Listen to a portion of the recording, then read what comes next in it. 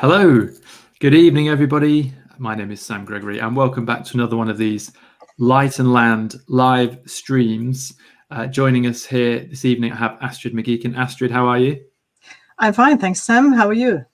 I'm very good. I'm a little jealous, to be honest, that we have seen zero snow down here in Dorset. We've seen sort of about 3 months of solid rain, and I keep seeing all these pictures everywhere of wonderful snow. How about you? Have you had any?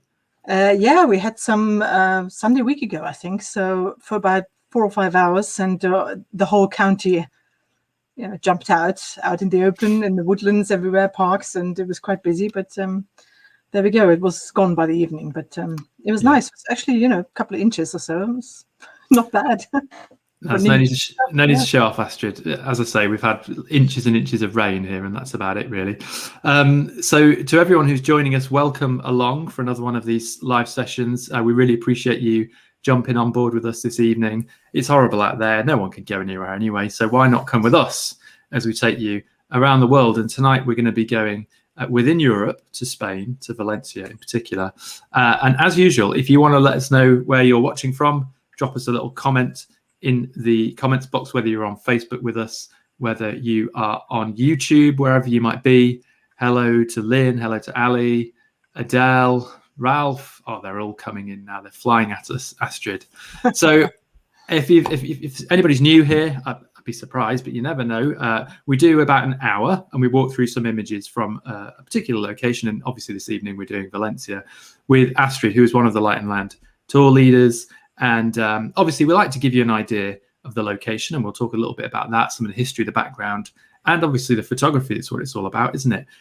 Seeing how different images are made, seeing how we as photographers react to different places within the world and see them through our eyes as well. And as ever, I'm nearly done with my preamble, don't worry, everybody. But as ever, if you have any questions as we go along, do pop them into the comments box. About Valencia, about photography, about techniques, black and white, whatever it might be that we're going to get into tonight. And I will do my best to field those and pass them on to Astrid as and when the case may be. But I think we have a good amount of people with us to get started. And thank you all. Lots of other people with the rain here, so that's good, isn't it? And Teresa saying, hi from very wet Cheshire. Should have been going to Valencia on a photo tour next month. Yes, well, there is a bit of that going on, I'm afraid. But fingers crossed, we're all looking positive for later in the year and indeed 2022. But Astrid, let's get into it, my friend. And firstly, big thanks to coming on and joining me again. We've done a few of these now. Pleasure. And let's talk about Valencia first off. I always like to ask why people ended up going to certain places. And you and I have done a couple of city tours on here on the live stream before. Stockholm springs immediately to mind. But Valencia seems like another city with a nice mix of style and mix of history. And is that what appealed to you for this particular location? Yes, it is, because Valencia has it's a melting pot again, and it's got such different elements to it. It's got an enormous amount of history. It's got fabulous medieval structures, and the old town center is medieval. It's got very avant-garde modern architecture. It's got Valencians have quite a character. They have a good sense of humor. They have they have a lot of street art going on in Valencia, and just so many different aspects to it that for a photographer it's just a dream to go and immerse yourself in all the different aspects of it. So I think this will be a treat, and I loved it there when I went, and I could go anytime again. But hopefully in 22, that's the plan. More people, yeah. Yeah, indeed. So the tour, actually, this particular tour that we're talking about as well, is going to be 3rd to the 6th of March 2022. So obviously, good time, hopefully, for everyone to have all got forward by there. Let's leave that one there, though.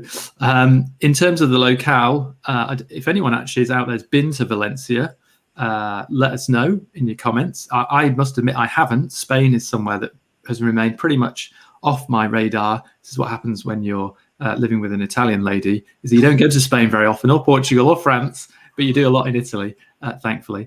So we've got the map up here, obviously Valencia out on there on the east coast. But the other thing we wanted to mention, I'll leave this to you, Astrid, but there's the particular layout of the region, and indeed the waterways and how they've been reworked is something we're going to talk about, isn't it? Yeah, that's just one aspect that's influenced the city very much. So it's on the river Turia, and there was an enormous amount of flooding in 1957, if I remember correctly, and that led to the whole river being drained and rerouted. So it used to be where you can see the green sort of strip going through the city, where you just with your mouse, and it's been rerouted, and it's now further south between the sort of two-type motorway road going along the southern end, and this whole riverbed that was drained has been turned into a park, into a gardens, the Turia Gardens they're called, and the modern architecture that we'll be talking about a little later on is within those gardens at the eastern end of them, and it's fascinating. What I found it fascinating what a city can do. It's quite a brave decision to reroute a complete river, and the riverbed is, if I look at it, the riverbed is the former riverbed is quite wide. So maybe not as wide as the Thames, but it was sizable. So draining a river like that and then building nice gardens with all sorts of facilities and art and kids stuff and sports grounds and God knows what, is quite an impressive feat. So we'll talk a little bit later about the stuff they built into it, but I think it's quite important to understand that sort of part of the setup of the city. Yeah, and as Astrid says, we're going to get into that in a bit more detail later, because there's some amazing architecture, modern architecture in that locale, and some quite interesting things photographically to get into with that as well. But we wanted to just kick off, and I'll let you explain, Astrid, but there are contrasts, as we've mentioned already, in lots of cities where you get old and new, and you get the inhabitants going about their lives, and there's always particular character, isn't there? And I suppose in this location, Astrid, you found a little bit of a tale of Valencia from that point of view. So this is an image made in the central market, or Mercat Central. Now, I don't speak Spanish, I have to apologize, but there's actually two languages spoken in Valencia. So there's Spanish and there is Valencian, which is apparently it's a dialect of Catalan. So although Spanish is spoken very, by most people, a lot of the signs, the street signs, all sort of notices are in both languages, and Valencian is usually on top.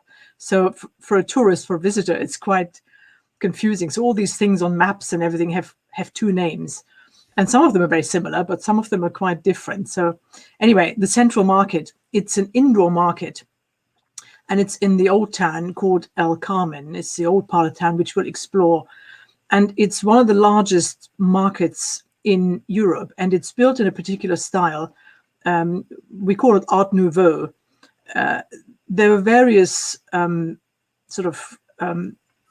types of this style all over Europe, really. I've read about, I know rather from Germany, I know Jugendstil, and in Scotland they called it Glasgow style. In various parts of Europe, there are these sort of type of Art Nouveau, and Valencia has one, and it's called Valencian Art Nouveau. So it's some sort of modernism, and this market hall is constructed. It was constructed at that time, and it's got many, many features of this sort of architectural style. And this is just one of the stores inside. I think there must be thousands of stores. Is absolutely fascinating to walk around, and they're quite happy for people to photograph. And there are, anything from fishmongers to souvenirs, chocolates, vegan chocolates at that. Actually, I remember quite fascinating. Chocolates that never go off, we were told. And they never get time to go off. It's fine, don't worry. So we'll spend some time in that building, and so I've looked at a couple of pictures just to illustrate that. But it's got fascinating domes, like you can see here on the roofs. It's got windows, glass-stained windows. It's a very bright and airy place, and through all these windows, a lot of light comes in, which plays on the structure. It's got wood, it's got iron, huge iron bars, it's got all sorts of slopes and painted tiles. So all these sort of characteristic things that characterize that art style, Art Nouveau, are in this place. So it's fascinating to photograph, and as well at different times of the day, depending on where the sun comes in. So I think that'll be a really interesting experience, and we can learn a lot about the way to photograph indoors. It's bright, so we don't need to worry about high ISOs or even tripods. Potentially, we can just work with the camera, in our hand, which is sometimes an advantage in a busy city, in a sort of place with lots of people, and people go about their business there. So ordinary Valencians just doing all their shopping there. So it's a really fascinating place. So what do you try to help, or what do you look for when you're in these sorts of places? Because it can be very busy, bustly. It can be quite difficult, certainly at kind of eye level. And we've got a great example here of maybe changing the perspective. So is that something you have to work on to encourage people to see it in a different way? Yes, I mean, we will be looking at perspective. We'll be looking at how to isolate perhaps elements of these elements that catch our interest. So here we see, in this image, for example, we see the structure of the roof, or one part of the roof, which is at different heights. There's steel bars, there's wooden bars, and we can work in with symmetry. We can work with black and white, and we can just explore all of these things, see what catches our eye, and how we might sort of translate that. It's almost a piece of art, that structure, and we can work on translating that into photographs. So and that's actually, sorry, Astrid, a quick comment from James here. Incredibly ornate for a functional building, a market, which, like you say, it's for a day-to-day place. It's very beautiful looking. It reminds me of Borough Market, but a slightly more upmarket version of that, because of the structure, the metal structures as well they have at Borough, don't they, and everything else. So yeah, it may well be. I don't know when that was sort of built, but it may well be in a similar time. So this was I've written it down, I think. Sort of in the very early 1900s. So a lot of these structures will have similar characteristics if they were built around that time. I suppose other places from the similar time period, the railway station north, also we see that one in Valencia, and they have very similar elements like this market hall. And I think we'll talk a little bit about composition in more detail later with regards to the modern architecture, and that tends to have a certain style.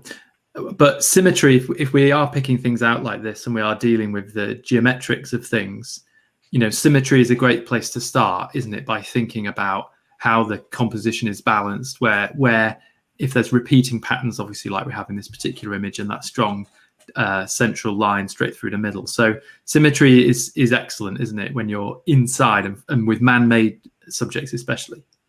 Yeah, and they don't walk, they don't move, they don't run, so we can actually take our time in working on that. And I mean, I always find it's important to see what appeals to each individual. Everybody's different, but I find structures like that irresistible. I mean, there's little curves, there's parallels everywhere, triangles, rectangles, and in a way, it's sort of the symmetric image keeps it together if we construct it well.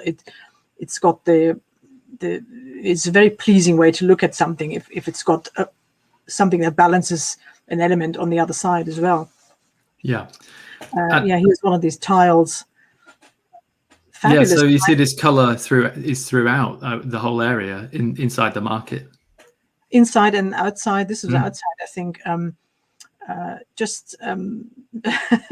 mean, it's very symmetric, isn't it? It's but these painted tiles are very characteristic for that kind of architecture, and we'll find that throughout, inside and out. We talked a little bit about this actually with Charlie when we were doing we did a live stream about Jordan, and I was talking to him about symmetry, and even on some very, very old buildings and the markings upon them, a bit like we're seeing some of the very ornate stained glass it looks like here as well. You know, how we're just always drawn to that. It's a human thing that to find that visual order. I don't know whether we find that calming or reassuring, or are you like that? Are you kind of freaky like that, like I am? Yes, I am. Yeah, and maybe it's too orderly for some people's taste, but I find it coming. I love the attention to detail that's been put into it, and I find it reassuring, and I find it very appealing. I love the curves. The light is just brilliant when you're inside, and it's just streaming through, and it's warm. Yeah, and it needs these things need to be symmetric for me. Perhaps I'm too symmetric in that respect, but I find it hugely appealing. No, me too, definitely. And I can imagine it's just finessing. Then it's finessing those tiny millimeters. Keep thinking about perspective, thinking about your borders, isn't it? Thinking about everything just lining up, and so taking your time, like you say, it's great. The subject isn't moving around. That's what makes these images work, and they cannot work if they're not quite right. You know, if it's not quite on kilter and everything else. A quick one from Frank, who's mentioned, I did put it up. He lived there back in the 80s, and he mentioned about the fireworks, and we're going to get to that, Frank. So we've got a little story about that, yeah. But we wanted to just carry on a couple of bits here about the market, and then we'll keep moving through. But it's got kind of Roman amphitheatre vibes going. Maybe that's just me, but are we outside here? Yeah, that's some detail from the dome, from one of the domes. There's actually a number of them in each sort of segment. It's got a little dome, and it's got these painted tiles everywhere. And for me, it's just looking and really picking out details that I find appealing. And I love the colors. I love the light that's streaming through on the opposite side of glass windows, and I just love the play of the colors. And it looks a bit of like, you know, flowers and fruit, and I can't remember if in the fish area if they have fish on the tiles, but we can explore that next year. We'll check that next time. I was thinking, it's Seville is the oranges, isn't it? It's not Valencia. It's very ignorant of me. Sorry. Yeah. There are not many. We didn't see any. I mean, for sale, yes, but not on the streets. Quick question here from Lorraine. This is a tech one. If you're looking up at symmetrical architecture, do you use tilt shift lens, or do you adjust in post-processing? Well, if you have a tilt shift lens, yes, obviously you can use it, but I don't actually have one. So I do adjust a little bit in post-processing. This one is not adjusted, as you see. It's basically as shot. A wide angle lens will come in handy with the domes and things. A telephoto lens will also come in handy by moving in and picking out the details. If you have tilt and shift, then yes, that would be very suitable for that kind of photography. But you can see here it's quite possible to do it without, and very successful. Yeah, I mean, I don't have it, and a little bit of things, you know, you can adjust in post processing, and then I look for things that I can do with my lenses, and that brings quite interesting challenges from time to time. Yes, definitely. Always, best to work with what you have got. I like this one, Astrid, because it's a little bit of fun, and I wonder if the people out there are going to see. It's very difficult. You guys might be watching it on a small screen or something like that, but these two birds are not quite what they seem, are they? No, they aren't, and perhaps the Valencians know, but tourists, I've seen many just simply walk by. It's on the market on the outside, and I spotted it and I thought, oh, there's birds sitting on this cable, but actually looking closely, you can see they're just they're spray painted or painted on these tiles. And I think this is sort of one expression of this kind of humor that the Valencians have, and somebody just painted those birds on there. I thought it was rather sweet. So it's fun, isn't it? Yeah, and even just being aware, visually alert to these things, isn't it? When you're walking around cities. And it makes a boring place more interesting. It's just a cable, and that's a sort of an entrance for sort of service vehicles, you know, like an underground level, and the lamps. But by putting those birds there, it just makes it look really. Yeah, I wonder who does that? I.e., is that the market people, or is it Who knows? Who knows? a graffitiist of sorts? And we have our friend the snail here as well, which I thought was quite cute. Yeah, just lovely little details that we can see in Valencia and the old town all over the place. It's just we need to look out, open our eyes and just look for these things. And there's sweet little. It was just a little fence on a ground floor balcony, and people just put these things on there. Banksy of Valencia. I don't know. The bird Banksy of Valencia, perhaps, James. You never know. And actually, Barbara mentions symmetry is so comforting to look at. You're right, it is, isn't it, Barbara? Who knows? Someone who's far more qualified than me would know why.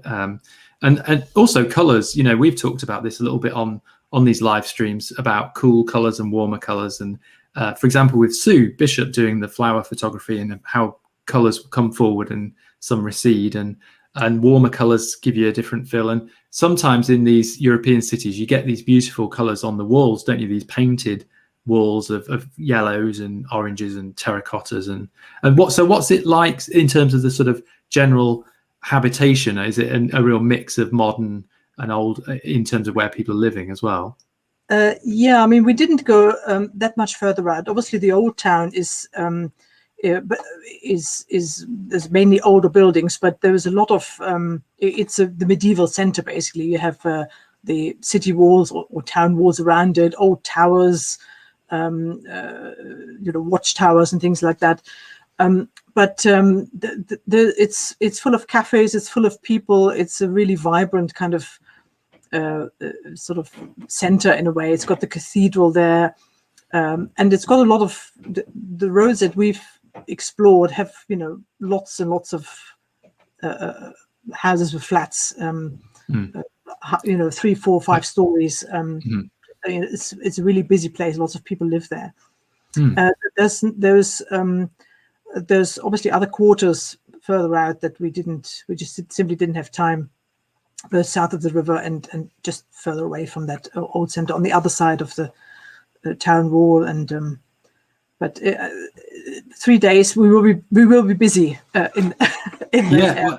It's funny, isn't it? Often I find on the urban, the city break trips, as it were, I find that they're more tiring than being in the mountain ones for me, because you're out all day, aren't you? Though you're on your feet, you're moving always, and I mean in a good way, but you're covering the ground. But it's a great way to really get under the skin of a particular city.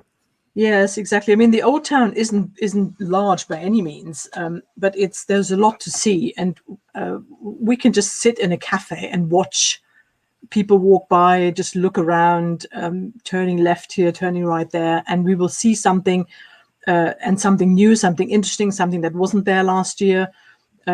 Things change. The way they decorate their walls changes, and that makes it really fascinating for me. So this one, for example, is a UNESCO World Heritage Site. Actually, it's the Silk Exchange.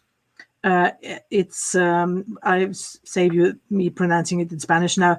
Anyway, it was built late 15th, early 16th century, and it's got a fabulous great hall. It's Gothic architecture, a masterpiece of architecture, really, and it's got these pillars inside, these stone pillars, and just a dream to walk in and play.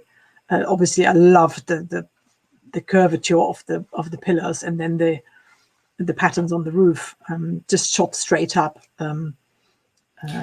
It's a little bit shift there, because you can literally point your camera straight up. So that was really interesting.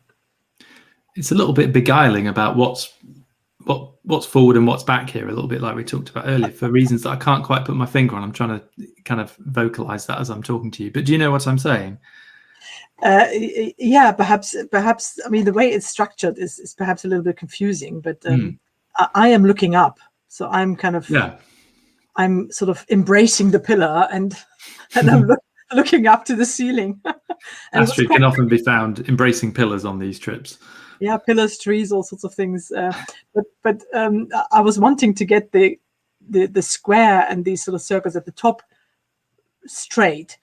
And I literally had to sort of be 2 inches from the pillar with my face, and it was kind of tricky with the tripod and everything. And unless you've hugged a pillar on your trip, everyone, you've not tried hard enough. Lovely comment there from Beata. It's true. Squares, triangles, spirals. Wow, she loves the geometry. And whenever you get squares and curves and things working together, especially in square aspect ratios, you've got a great basis for a wonderful bit of geometry. And actually, we're going to, talking of geometry, we're going to spend a little bit of time now into the modern architecture, and there's some really cool stuff here in the next few images, everyone, which we're going to talk about with regards the location and indeed kind of approaching these things. And there's some of my favorites in here. So we mentioned up at the top, Astrid, that there's been that sort of how would you call it, damming up of the riverbed and then reclaiming from a human point of view. And I know you were explaining to me the other night, so maybe let's do that for the viewers here. But they've filled a lot of that area in with very modern looking architecture. Is that correct? Not a lot. I think the whole that whole park thing is about 7 or 8 miles long. It's really, really long, and there's all sorts of things in it. This is just at the end of it. It's seven or 8 buildings, I think. So it's called the City of Arts and Sciences. And it's got these different kind of buildings. It was built by or designed by 2 architects called Felix Candela and Santiago Calatrava. And the latter one is kind of the famous head. He's designed the Milwaukee Arts Center, Olympics complex in Athens, and various other things.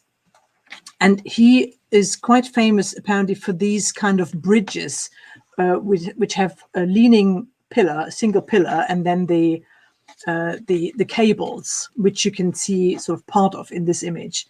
And this City of Arts and Sciences has one of these bridges, which is, you can hop around for hours and make interesting photographs.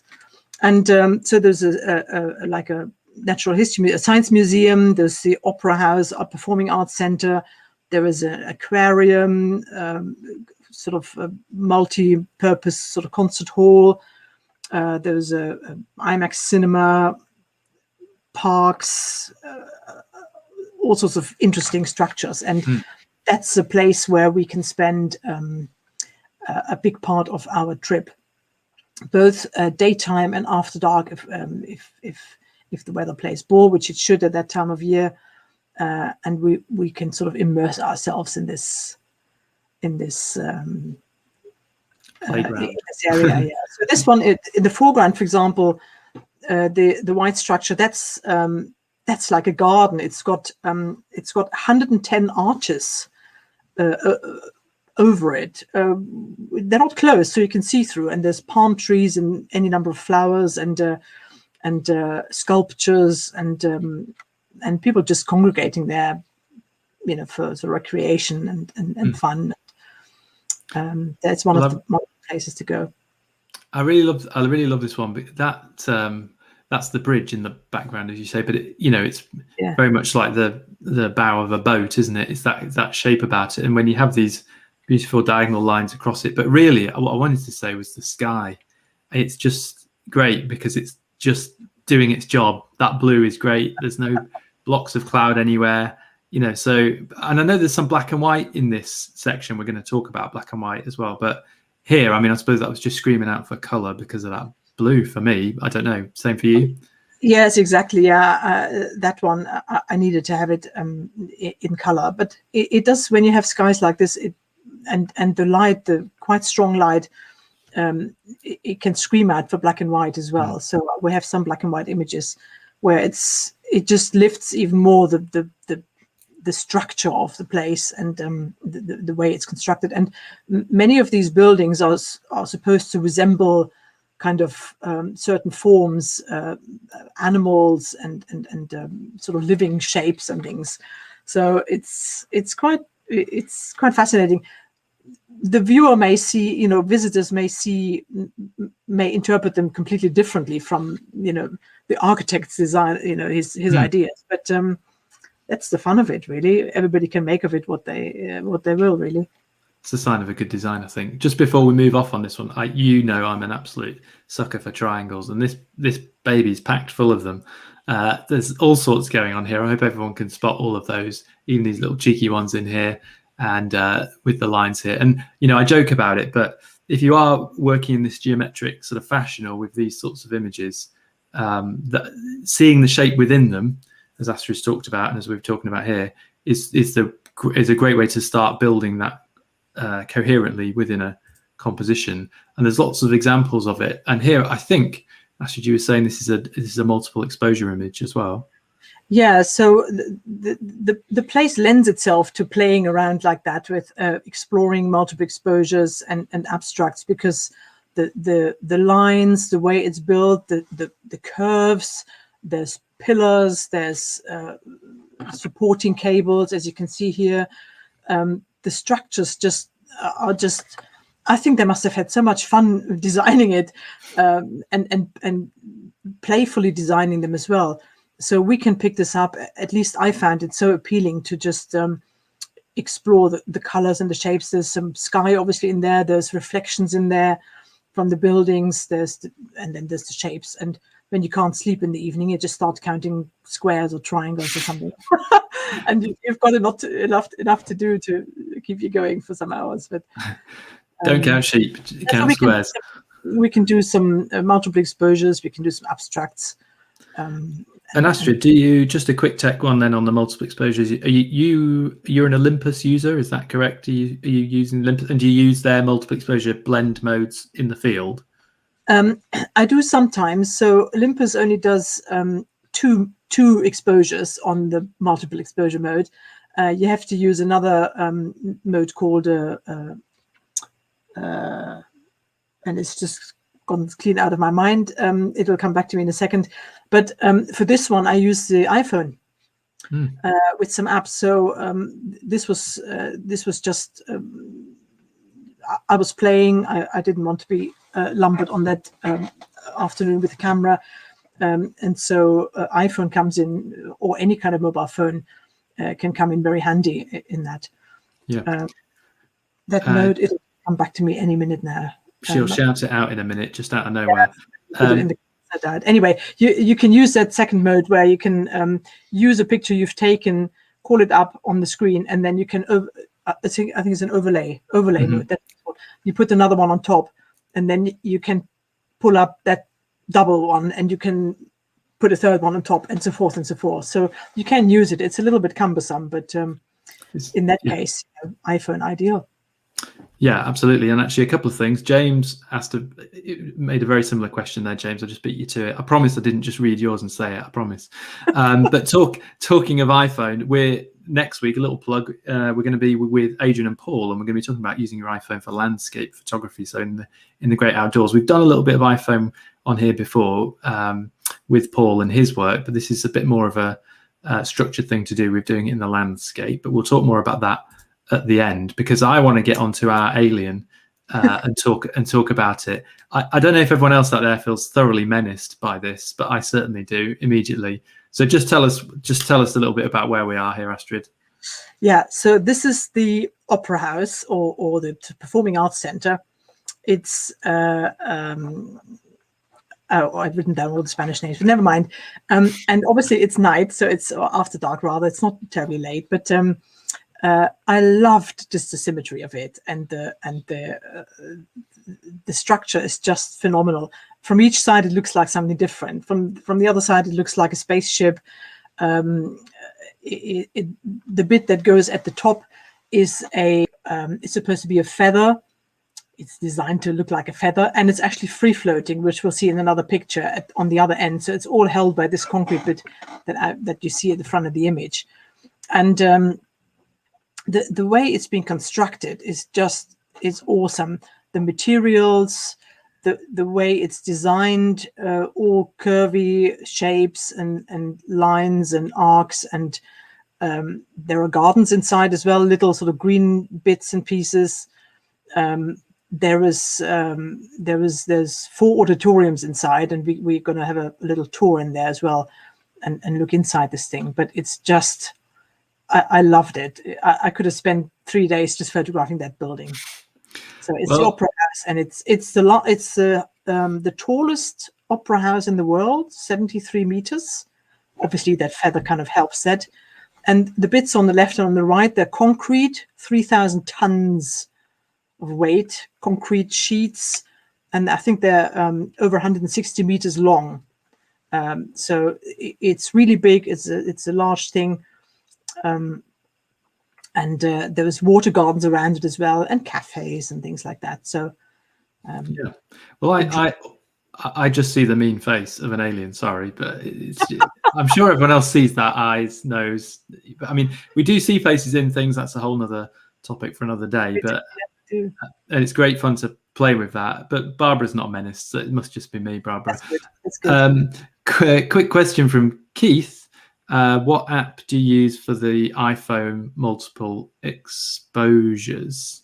If you can dig that out for us. Yes, of course. I'll just gently move us on. That's what it is. Yeah. Photo split. Yeah. Okay. So actually, Teresa mentioned that as well. Just everyone, we've got a good few images left. We're just through our halfway point. But if you're watching along on Facebook and on YouTube, like I say, just drop us a little like if you're enjoying the evening. That is much appreciated. Helps us spread the good word, so to speak. But here, are we now back at the other end of that? Then, we're at the other end, yeah. So you can see the feather at the top where it ends. So that's just it hanging sort of free floating over the top. And from here, it looks a bit like a fish or like a like a spaceship. And that was during the day. We had brilliant light, clouds, so that just screamed out for black and white for me. So and it's the other one. And actually, we stood at the top there. That little it's at the bottom of the image. This little opening. Oh yeah. When we do the tour, but. So lends itself, it's a white building, lends itself with a blue sky with some clouds, black and white, fabulous. Yeah, it looks like the top of a Roman centurion's hat to me. Like a helmet, yeah, as well. Yeah. I'm having a weird night, everyone, aren't I? It's very strange, but as Keith says, another alien. I mean, but we're joking about it, but when you find some of these architectural places, it can be huge amounts of fun photographically, and time just flies, doesn't it? I find you could be there for hours, and like you said earlier, was very good, Astrid. Just different angles, even 10 feet that way, 20 feet the other way, look up, look down. They're kind of never-ending subjects for us to play with. Yeah, I mean, in this one I loved as well because the clouds provide the soft part of it as a contrast to the sharp angles of the building. That's really what and I was actually hurrying because there weren't any clouds after those. I was trying to get my picture done before with plain blue sky it wouldn't have worked. It needed clouds to sort of lighten it up a bit. Yeah, just gives it that softness, and they're just in exactly a little group of them, isn't it? It's nice. They're not spread out at all. This is probably a good kind of feel for some of that curvature within the structure as well. Yeah, so the sun was shining, light, it goes everywhere. You can see the feather bit, how it sort of spreads out on the sides, and it's just, another angle of this thing. And I love the different curves, all the curves. So the feather bit is mirrored underneath in the concrete, and from the other side, we look inside almost, the curves everywhere. And it was just so much fun photographing it. Actually, then just to pick up on that point, how much of the fun is at the time and how much of the fun is after with these sorts of things? Do you find you get kind of lost in these when you're there just on location? Yeah, I mean, you're just walking around open-mouthed, really, and but it's nice. We have the time, so it's just one building, so you can spend just time walking around, taking it in, looking in all directions. There is no rush, so we have the time to actually let it work on us. And if people want to wander off to the next building, that's fine. If they want to stay here, that's fine. It's all quite close together, so there's no problem. And we went back several times when I was there for the first time. Second day again, once in the evening, and there's always other angles you spot. There's different light. or even after dark, all of a sudden lights come on, like the blue we've seen earlier, blue and yellow, and so it always pays to sort of go back a couple of times to these places. Yeah. And these shapes and the light, I mean, we're looking at this from an architectural structure, but if you're out in the Lake District or in a mountainous region and you're looking out across a landscape, it's the same things we're playing with visually, and the same things can work, right? So light and shade giving depth. And so someone mentioned there about it looking quite organic. And I suppose if you do get that light and shade and the angle here, obviously Astrid's chosen expertly, the flow as well gives that sense of movement, and we always should be trying to play with flow, shouldn't we, in images, whether they're architectural or landscape. It's the same rules, right? Well, yeah, it's the same rules. And also, I mean, with architecture, it really helps us to sort of explore these things, and to, on the black and white here, for example, look at the amount of gray tones we have. I mean, there must be 1,000 shades of gray 1,000 shades of gray in this thing as the light travels, and the building doesn't move, so we can take the time and really sort of immerse ourselves and learn all about these things, how it reflects, how the light and the shadow just interacts, and that's just really, it's a very satisfying thing to do. Spend a couple of hours just watching the light travel over these things, and what you can't see at home necessarily, people, is that this foreground, well, you know what I'm saying, this piece of the building there is very textured. There's like a skin kind of mottled kind of, which actually, I can see it large on my monitor here, but those plays in texture as well can be, as Astrid says, with the light, it can be a really nice thing just to play with photographically. And then this is a bit of a favorite of mine as well. I love when there's an ambiguity of scale and a sort of fluidity to things as well. So is this from inside, or? Yes, so that's one of the auditoriums, and it's built to have no corners. So everything is round in it. Obviously, where the floor hits the wall, that there are corners, but there are no corners in the actual room.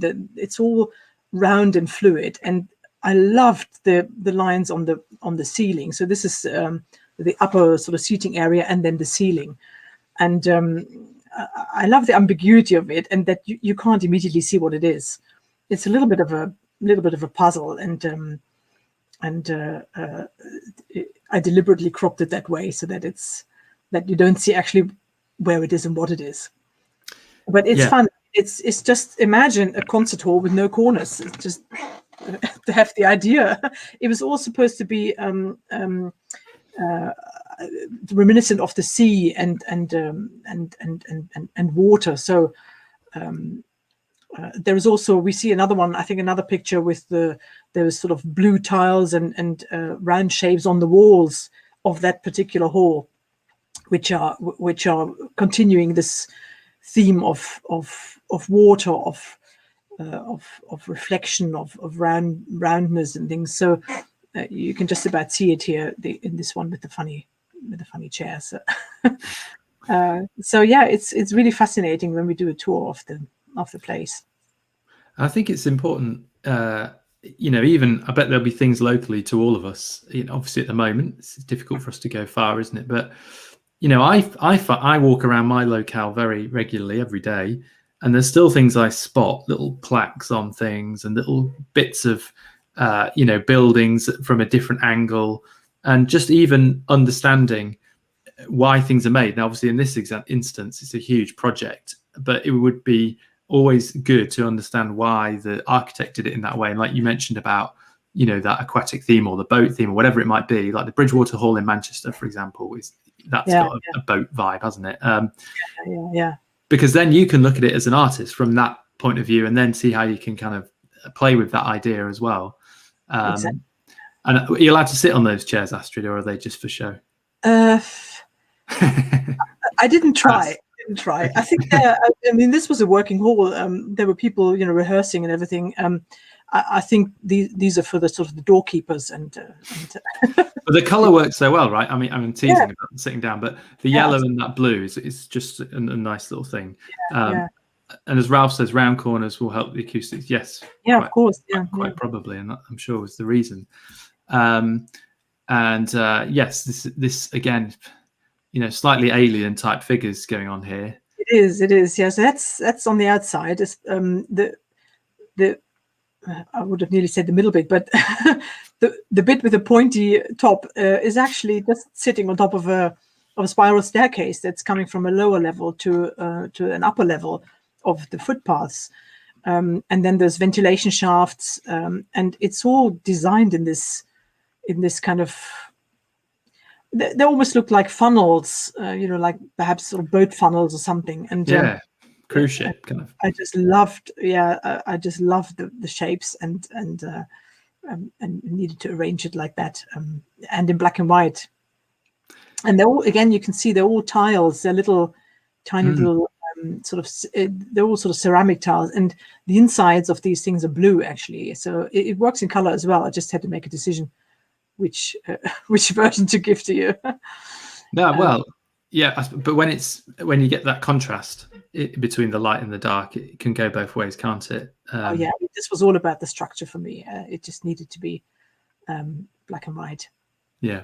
So do you feel, I mean, we talk about that, don't we? Do you feel that the black and white just really lets, in these sort of architectural or geometric images, I know there are times when color obviously adds to that story, doesn't it? But commonly, do you find that black and white maybe lets your eye just concentrate on the shape more than anything else? Yes, exactly. That's what it is. So if the color isn't the main theme, if I'm intrigued by the shape of something, the way it's constructed, then I make a black and white image. If it's the color that intrigues me, then I photograph the color or the object with its color. But in this case, it wasn't the color. It was absolutely the shape and the way it was built, the regularity of it, the repetition, and the sharp angles, the pointy bits, going up and going down. So that just didn't come into the equation in this particular one for me. The Cardinals hat. Just before we go on to our final segment, we did mention fireworks. Do you want to just quickly explain the firework thing, because it's particular to Valencia, isn't it? And actually, yes. Astrid, sorry, just before you do it, if anyone has been watching along, or they missed the beginning, or they want to, if they've got to jump off and they've got to catch the end later, we are here. You can rewatch this on Facebook, and if you go to the YouTube Light and Land channel, you can watch the full thing on YouTube start to finish in the future if you've missed any of it as well. But Astrid, maybe just explain the firework thing, and then we'll get into some of the street art as we approach our finish here. Yeah, so the Valencians celebrate Las Fallas, which is a festival. It's a kind of a carnival in a way. It's apparently arose out of some carpenter's tradition, greeting spring, the end of winter. It's always done in March, between 1st and 19th of March. I've just looked it up, which is why we strategically placed our tour in that time, just for a bit of added fun. And one aspect of it is the fireworks, which are all about the noise they make rather than looking pretty. And they happen every day at 2:00 in the afternoon. And it's quite fun to just take it in.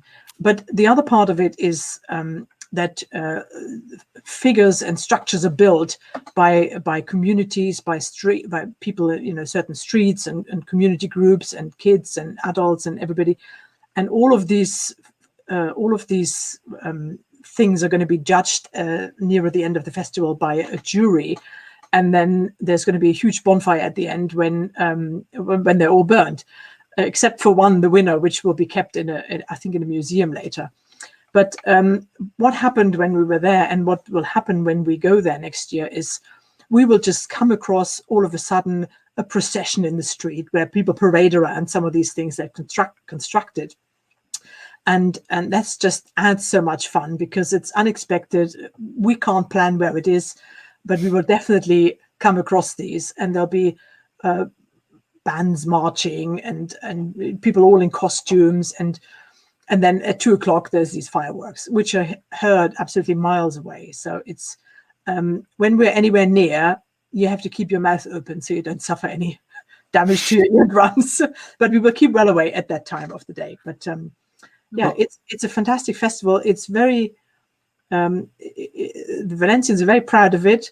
It was, I think, it had to be cancelled last year because of COVID, which was a real disaster. I think we managed to get just before, so we were there. I think early March. So we saw all these processions and everything and the fireworks, and then just near the end, they had to first move it and then had to cancel it. It was a real shame. But that's sort of a little added bonus to the. Well, it's nice when there's a buzz about the city, isn't it? Yeah.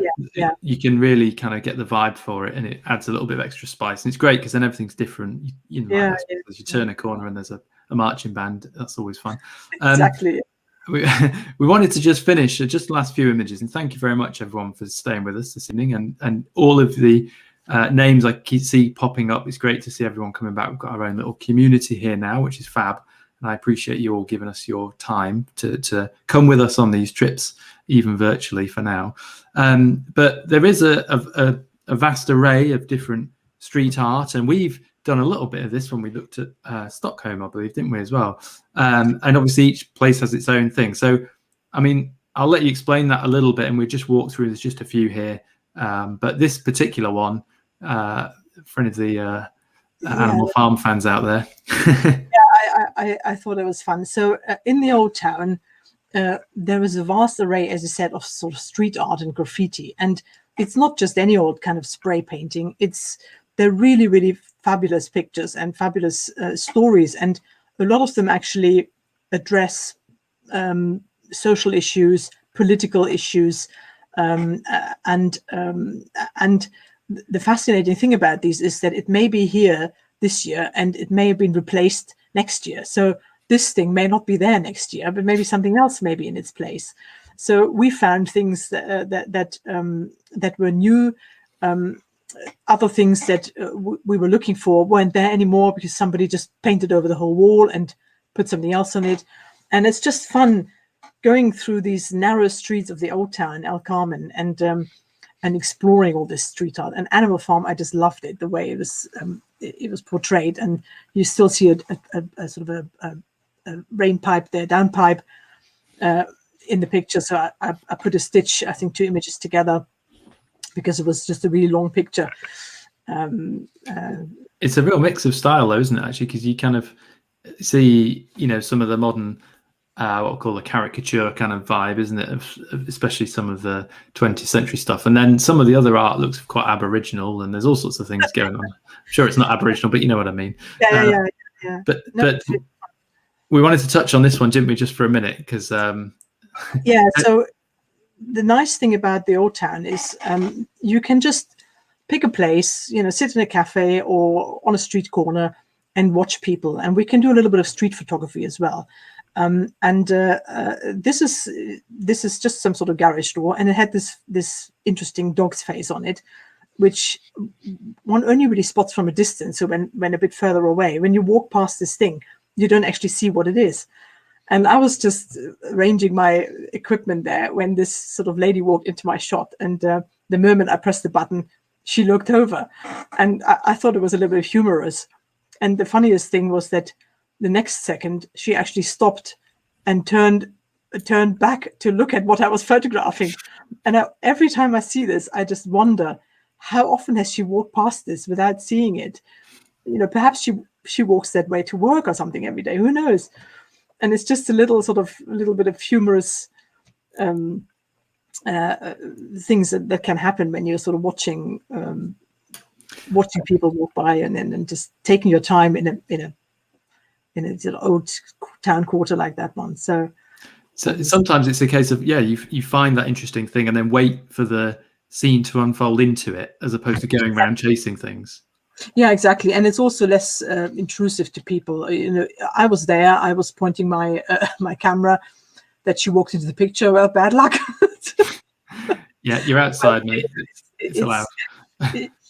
She wasn't upset or anything. It was just the moment she noticed me, she sort of looked, and then she felt it was important enough to actually stop and see what I was photographing, which kind of added a little bit to them.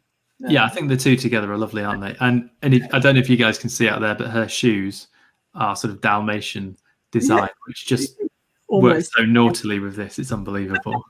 It's a great spot, Astrid. Fantastic eye. And like you said, there's quite a lot of mixed stuff, right? You know, so it's going to be pop cultures and all sorts of things. Yeah. Just a couple of images we've put together there just to illustrate what you can see. Really good stuff. I mean, some of it is really, it's really well done. And who knows? And this, for example, this is a multiple exposure again that I put together. These were separate images, but I then interpreted this in my way and just put it together on camera because I, that can be a nice way to play with it, though, can't it? If you have, graffiti or design or interpret these things and pick up some messages. And the message on the next one is pretty clear, everyone. And I have to give you a slight warning that there's a little bit of tasty language coming up. So Astrid assures me she didn't paint it. There's contrary evidence from some of the members who went on that trip last year, but this is strong, right? I mean, the message is strong and the image is strong and everything about it is strong. And it's, it's great. It's great to see some of that edge. I just loved it. I mean, there was a woman standing next to the text, but she was quite elderly and she didn't really look terribly powerful. So I decided not to include her, but, just imagine somebody walking into that picture, with the right person on the other side of the image. That would be, that's what we're going to see next year, I'm sure. Cool. Nice. Okay. Well, Astrid, big thank you for coming on again. You've been a stalwart for coming and doing a good number of these, and it's been great fun to see you. Pleasure. And how your eye works in different places. I must say, I'm very jealous and envious of your architectural eye for things. It's fantastic. Some of the ambiguity in the shape and all the things we were talking about there. And this looks like a hugely fun place to go. And the tour is, as I say, next March 2022, everybody. And don't forget, we have our sort of COVID booking policies in place. So if things have to move or change, we will move and change with them, and you can move that on, the money forward, back, cancel, whatever. We obviously, Light and Land are being very flexible about that, but hopefully, God, crikey, everyone, we need this lady to come along and sort out the COVID situation on the wall there, obviously. But March 2022, we might be looking a little bit more of an interesting travel situation. But Astrid, thank you very much. Lots of lovely comments coming in. Thank you all for those. I'm going to just take this opportunity to have a little bit of a plug for next week, because everybody, we are keeping going with these. If you still keep coming and watching and interacting, which you all do so brilliantly, and I very much appreciate that, then we will keep putting them on. Next week, I'll be here with the terrible twosome, as I've started calling them now, Adrian and Paul, who are a complete nightmare to keep on a leash. I'm going to be completely honest with you, but we do have a great deal of fun, and we're going to be talking about using your mobile phone, any mobile phone, for landscape photography. Now, as I said earlier, we've done a little bit on mobile stuff before, but this is going to be specifically about landscape and sort of outdoors. And the two chaps there, Adrian and Paul, are both do a lot of shooting with their phone. And we're going to talk about apps. We're going to talk about processing. We're going to talk about maybe even how the phone helps you be creative in different ways to maybe carrying your big lumpy gear and all that kind of stuff, which we're all obviously trying to get away from as well. But Astrid, lots of lovely comments coming in from the wander around Valencia. And I would just encourage everyone out there, do check out the tour, as I say, 3rd to the 6th of March 2022. And you can find out about that on the Light and Land website. Just jump to Astrid's tutor page and you'll see all of her lovely upcoming stuff. But Astrid, thank you very much. Thank you for having me, Sam. Pleasure as always. Splendid. I'll let you off for your Spanish pronunciation or lack of it, because Astrid is talking to us in her sort of 44th language anyway. So she's absolutely allowed not to have fantastic Spanish, and no one should moan about that. But thank you very much for watching, everyone. As I say, back next week. Check us out on YouTube and Facebook, 8 o'clock as ever, with myself, Adrian and Paul. We'll be talking mobile stuff. But as it is, I shall leave you for now. Good night from me. Good night from Astrid. Good night. And we'll see you all very soon. Cheerio for now.